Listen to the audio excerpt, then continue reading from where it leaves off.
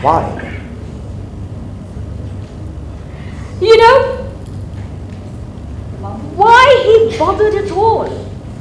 The mountain labored and brought forth not a man, but a mouse. It was a big joke on the mouse.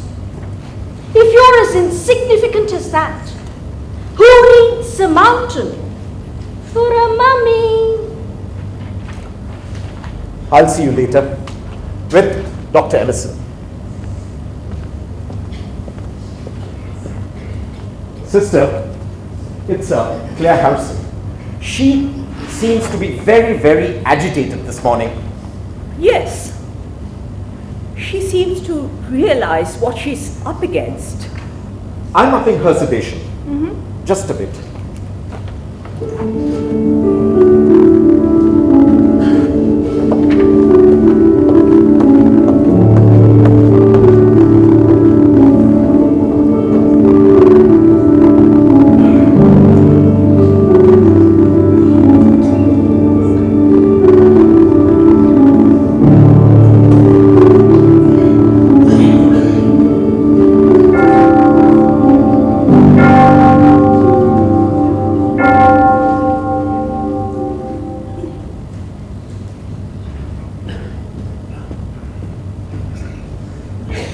An acolyte bearing a cup. I beg your pardon? It's nothing. I'm just joking. It's nothing at all. It's coffee. Now you're joking. What you have there is a coffee-flavored milk drink. Don't you like it? What I would like is real coffee. Hot, black, and bitter, so that I can chew it. I'll ask Sister Anderson. I wouldn't bother. Why not? Because very soon you'll be bringing round that small pill that's designed to create rose-tinted petals before my eyes. It'll calm me and soothe me and make me forget for a while that I can run out of here with my boyfriend. I'm sorry. I shouldn't take it out on you. You're an innocent, a Vestal virgin. I'm sorry I called you a virgin. I think you'd better drink your coffee before it gets cold.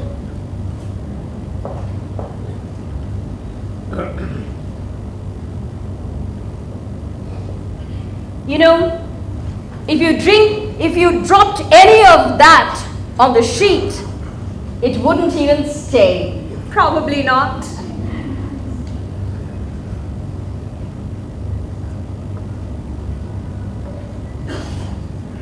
What made you become a nurse? I'm not a nurse yet. Of course you are. I always wanted to. And what made you want to become a sculptor? You're learning fast, aren't you? What do you mean? Whenever you get a personal question, pretend that you haven't heard it, or change the subject, or better still, ask another question back. Didn't your tutor tell you that? Something like it. That's called being professional. I suppose so. You know, they should have a sign over here. Patients are requested not to ask for credit for their intelligence because refusal often offends. You sound angry. I hope I haven't said something that would... Not you. Never you, Flea. I guess I'm angry with myself. Have you finished, nurse? Dr. Emerson is here. Yes, sister. And straighten that sheet. Hospitals are weird places. A broken neck is acceptable, but a wrinkled sheet, never.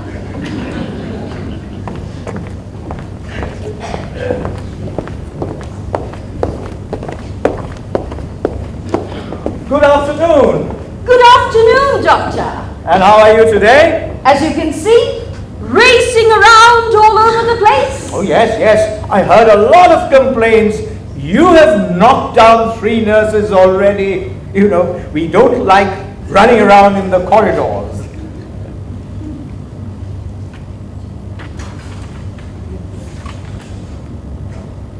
Ah, you've increased the Librium dose, I find. That's right.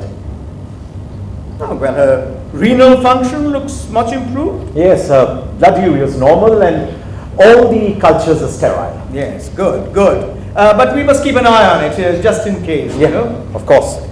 Well, Claire, you seem to be out of the woods now. So when are you going to discharge me? You will be leaving us very soon. Discharged or transferred?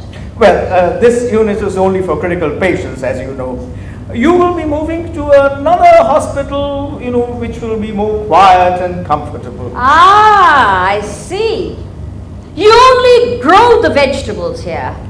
The vegetable store is somewhere else. Yes, in fact, we are thinking of entering you for the competition.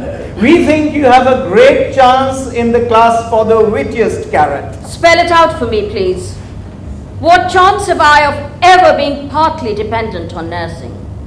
Well, it's impossible to say at this juncture what the prognosis of any case is, particularly at this point with so much of research into spinal cord injuries and then fundamental research into neurons, synapses, and in fact there is even talk about,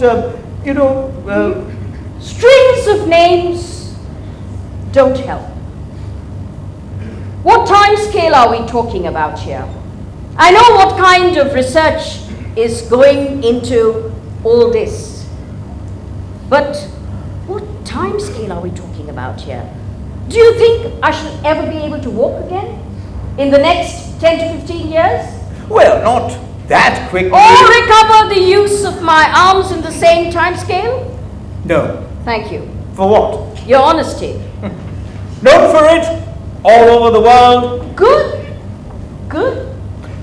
Dr. Scott has prescribed something that is going to help you. Good. Good. In fact, I think you could get Mrs. Boyle in also, you know. What a good idea! I never thought of that. Jot that down, please. Listen, you'd be surprised at the number of things you'd be able to do. Goodbye. Goodbye. Thank you for coming. Lovely chatting with you. Do drop by again whenever you're passing. Sakes. Such a bright woman. What was the dose that you had prescribed? 5 milligram TDS. We'll have to see about that, you know. But we must aim to get her out of here within a month at the very most. Yes, of course. You know how professional these beds are. Well, I think I'll have to rush now. Oh, Yes, committee meeting.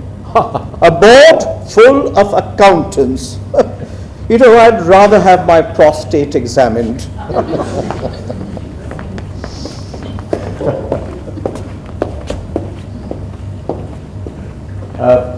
sister, did you get that Ativan for Claire Harrison? Yes, I was going to give her the first later in the day.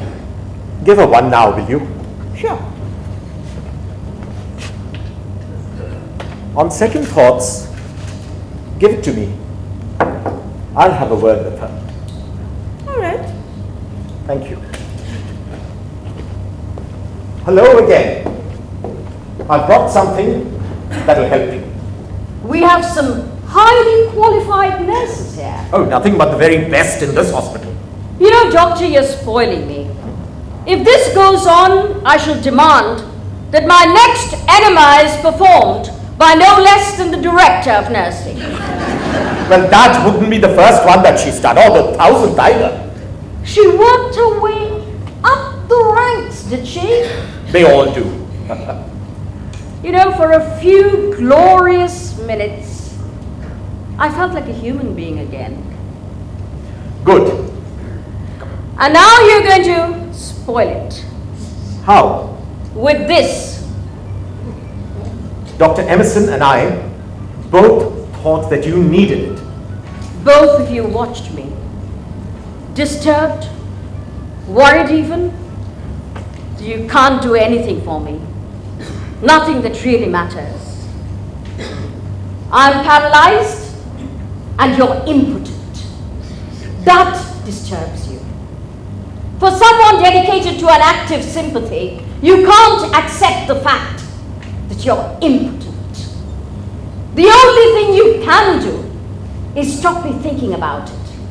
Or rather, stop me disturbing you. So I get the tablet, and you get the tranquility. That's a rather tough diagnosis. Is it so far from the truth? Well, there may be an element of truth in it, but that's not the whole story. No, I don't suppose it is. Well, there's no point in worrying about it. You know the facts. There's no use of banging your head against the wall. Well, if the only feeling is in my head, and I want to feel, I may as well bang it against the wall. And what if you get crazy? What if you damage your head? Go crazy, you mean? Yes, of course. That will be the ultimate catastrophe. But I'm not crazy yet.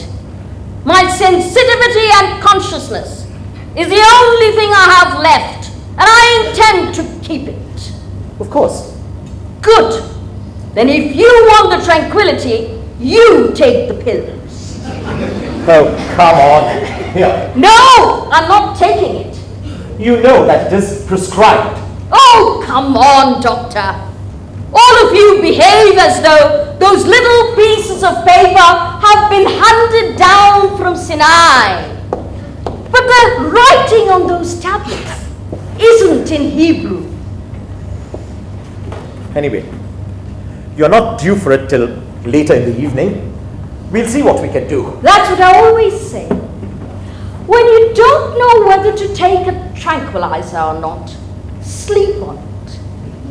Tell Emerson when you meet him, impress upon him that I don't need it.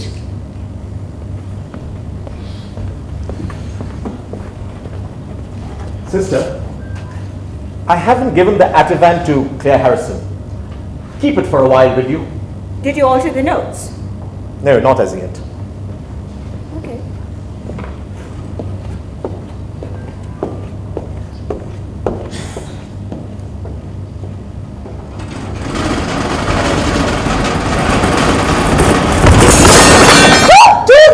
I couldn't help myself.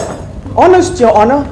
There was this vision in blue, like an angel. I just had to touch her. What's a nice girl like you doing in a place like this? Sterilizing the instruments? Don't say things like that. Just a thought. I don't know what you're doing in a place like this. It's just a big joke to you. Of course it is. You can't take this place seriously. Why not? Because it's the ante-room of the morgue. That's terrible. They don't all die. Don't they? No. Old Mr. Trevelyan is going out tomorrow. That was his third heart attack. I just hope they give him a return ticket for his ambulance. Would you just let them die? People like Claire Harrison. How much does it cost to keep her here, huh? Thousands of pounds a week? That's not the point. In Venezuela, children die of malaria every day. It would cost only a few pence to keep them alive. There's something crazy somewhere. That's wrong too. But it doesn't help just letting Claire die. Anyway, why don't we go out tonight? I've got some work to do for my finals. That's precisely it. You must let me help. I am an expert on anatomy. We could go dancing, then back to my place for an anatomy lesson. Let me get on. His sister slowly took me apart and cut to the quick and sick in the heart. I said, this is the plan, let me give you a scan. It's not gonna be your medicine man. Your medicine man, your medicine man. Feel the size of the pulse, raise your eyes to the skies. And hey, little sister, let the temperature rise. This all the lead, take this little nurse to town. Doesn't need a lot of love until the sweating goes down. This hospital exists to cure accidents, not to cause them. Yes, sister. Are you going to be with the sterilizer all day? No, sister. Don't you have any work to do, Jones? Sister, my back is bowed down with the weight of all the work resting on it. Then I suggest you shift some. And your job is to lower the temperature of patients, not to raise the hopes of orderlies. Yes, sister.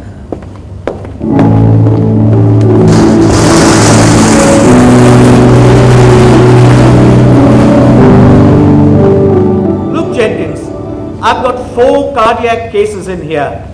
With that unit, I could have saved at least 0.5 of a nurse a day. Yes, do impress on the trust how much money we could save in the long run. Okay? Bye. Oh, bloody administrators.